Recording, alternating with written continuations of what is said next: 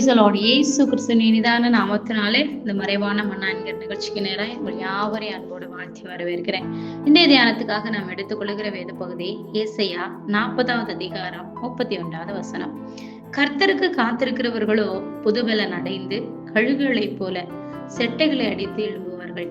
அவர்கள் ஓடினாலும் இளைப்படையார்கள், நடந்தாலும் சோர்ந்து போவார்கள்.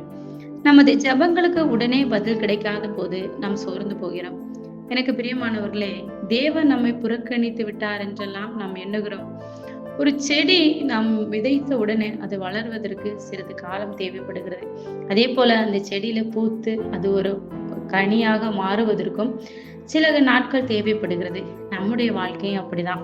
நாம் ஜெபிக்கிறோம், பதில் உடனே வரவில்லை என்று நம்மள அநேகர் சோர்ந்து போகிறோம். என்னை கேட்டுக்கொண்டிருக்க அன்பான தேவச்சனமே, அதுக்கு ஒரு காலம் உண்டு. பிரசங்கில நாம் வாசிக்கிறோம், விதைக்க ஒரு காலம் உண்டு, அறுக்க ஒரு காலம் உண்டு, நட ஒரு காலம் உண்டு, நட்டதை பிடுங்க ஒரு காலம் உண்டு. இதே மாதிரிதான் நம்முடைய ஜெபத்திற்கும் ஒரு காலம் உண்டு. நான் இதற்கு சரியான உதாரணமாக நான் ஒரு விஷயத்தை உங்களோடு பகிர்ந்து கொள்ள விரும்புகிறேன்.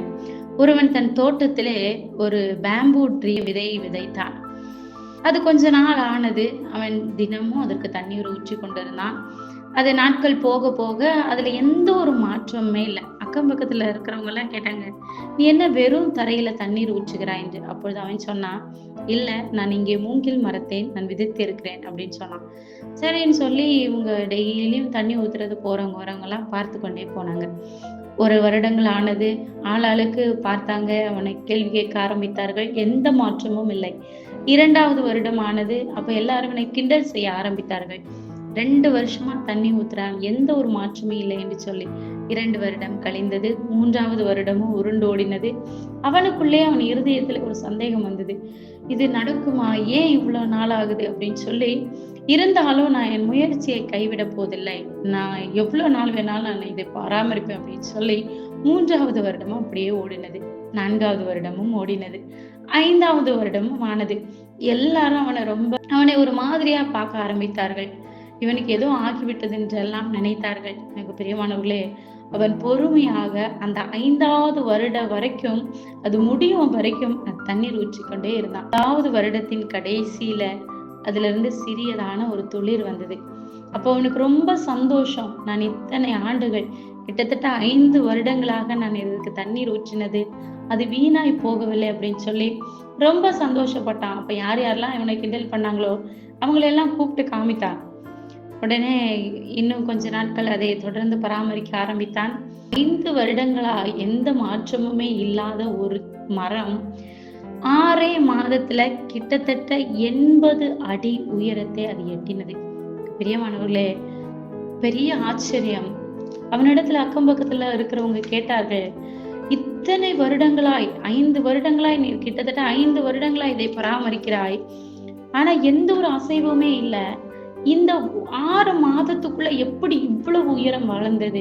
அப்போ இந்த 5 வருடங்களா இந்த விதை என்ன செய்து கொண்டிருந்தது அப்படின்னு அவனை பார்த்து கேட்டாங்களாம்.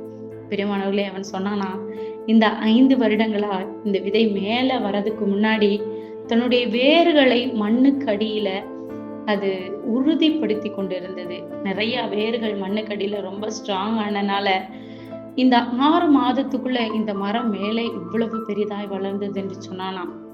என்னை கேட்டுக்கொண்டிருக்கிற அருமையான தேவச்சனமே, நம்முடைய ஜெபமும் இப்படிதான். நம்ம தொடர்ந்து ஜெபித்து கொண்டு இருக்கிறோம். பல நாட்களாய் ஜெபிக்கிறோம், உபவாசிக்கிறோம், ஆலயத்துக்கு போகிறோம். நம்ம நீண்ட நாட்களாய் ஒரு காரியத்திற்காக ஜெபித்து கொண்டு இருக்கிறோம். ஆனா அதுக்கு பதில் வரவே இல்லை என்று பல வேளைகள்ல நாம் சோர்ந்து போகிறோம். பிரியமானவர்களே, வேதம் சொல்லுகிறது, கர்த்தருக்கு பயப்படுகிற ஒரு மனுஷனை கூட அவர் வெட்கப்பட விடுகிற தேவன் அல்ல. இங்க நாம் வாசிக்கிறோம், கர்த்தருக்கு காத்திருக்கிறவர்களோ அவர்கள் புது பலன் அடைந்து கழுகுகளை போல் அவர் எழும்புவார்களாம். இப்ப நம்முடைய ஜெபம் கர்த்தருக்கு காத்திருக்கிற ஒரு ஜெபமா இருக்குமானால், இந்த 5 வருடத்துல கிடைக்காத ஒரு மேன்மையை மற்றவர்கள் என்ன வேணாலும் சொல்லலாம். பார்க்கிறவர்கள் நம்ம ஒருவேளை பைத்தியக்காரர் என்று கூட சொல்லலாம். ஆனா எனக்கு பிரியமானவர்களே, நமக்கென்று ஒரு காலம் வைத்திருக்கிறது. அதுக்குன்னு ஒரு காலம். பிரசங்கி 3:11 நாம் பார்த்தது போல அதுக்கென்று ஒரு காலம் வைக்கப்பட்டிருக்கிறது. அவர் ஒவ்வொன்றையும் அதினதின் காலத்திலே நேர்த்தியாய் செய்கிற கர்த்தர். அதே போல நம்முடைய வாழ்க்கையிலே நம்முடைய உயர்வுக்கென்று அவர் ஒரு காலம் வைத்திருக்கிறார்.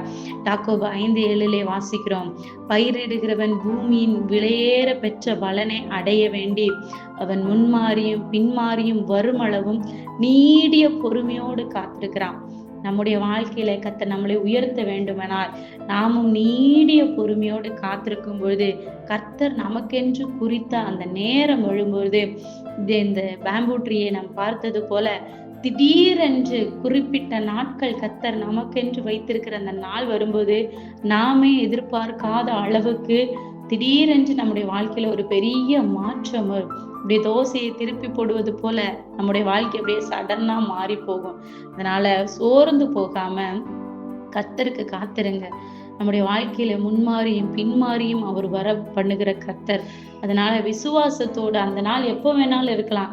கேட்டுக்கொண்டு இருக்கிற அருமையான தேவச்சனமே, இந்த நாள் கூட அந்த நாளாக இருக்கலாம். இதுவரைக்கும் நீங்க ஜெபித்திருக்கிறீங்க. கர்த்தர் நினைத்தால் இந்த நிமிஷத்துல கூட நம்முடைய வாழ்க்கையை அவரால் மாற்ற முடியும்.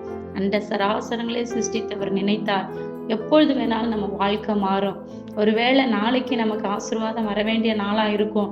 நீங்க இன்று வரைக்கும் ஜெபித்து விட்டு என்னால முடியல அப்படின்னு சொல்லி நீங்க குயிக் பண்ணிட்டீங்கன்னா நாளைக்குள்ள ஆசீர்வாதத்தை உங்களால பெற முடியாது. நான் அரை கிணறு தாண்டி விட்டேன், இதுக்கு மேல என்னால தாண்ட முடியாது அப்படின்னு சொன்னா நம்ம கிணற்றுக்குள்ளதான் விழ வேண்டி இருக்கும். அதனால இத்தனை நாட்கள் நம்ம போராடின போராட்டத்திற்கும் இத்தனை நாட்கள் நம்ம கடந்து வந்த அந்த கடினமான பாதைகளுக்கும் முற்றுப்புள்ளி வைக்க வேண்டும் என்றால் தொடர்ந்து ஜெபிங்க. ஜெபத்தை மாத்திரம் விட்டுறாதீங்க. கர்த்தருக்கு காத்திருக்கிறவர்கள் மாத்திரம்தான் அவர் கொடுக்கிற ஆசீர்வாதத்தை பெற்றுக்கொள்ள தகுதியுள்ளவர்களா இருக்கிறாங்க.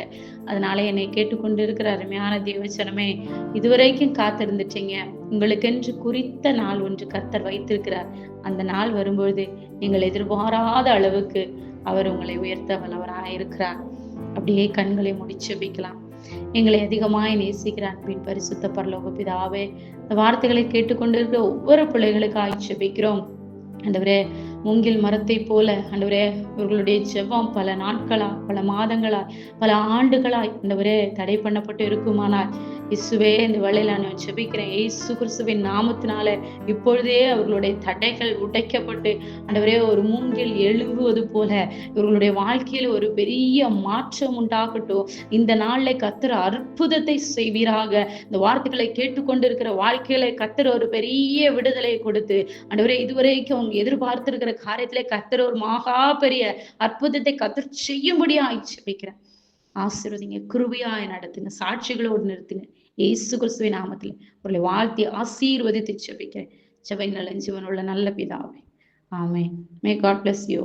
For prayer support, please contact these numbers.